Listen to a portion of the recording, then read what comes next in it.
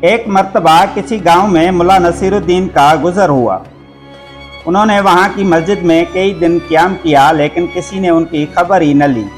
آخر جمعے کا دن آیا، ملا نصیرالدین ایک دم کھڑے ہوئے اور وعظ کرنے لگے۔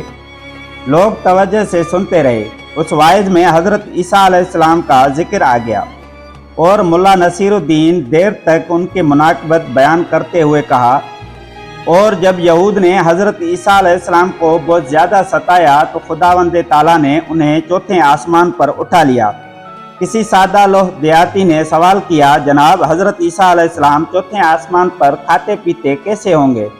ملا نصیرالدین نے جھنجھلا کر کہا، تم لوگ بھی عجیب ہو کہ تمہیں چوتھے آسمان پر جانے والے کی تو اتنی فکر ہے، اور میں 3 دن سے تمہارے گاؤں میں بھوکا پڑا ہوا ہوں۔ تمہاری بے پرواہی اور غفلت سے لب دم ہوں، اس کی تمہیں کچھ پرواہ نہیں۔ چنانچہ تم لوگ میری فکر کرو، اس کے بعد میں تمہیں بتاؤں گا کہ حضرت عیسیٰ علیہ السلام چوتھے آسمان پر کہاں سے کھاتے پیتے ہوں گے۔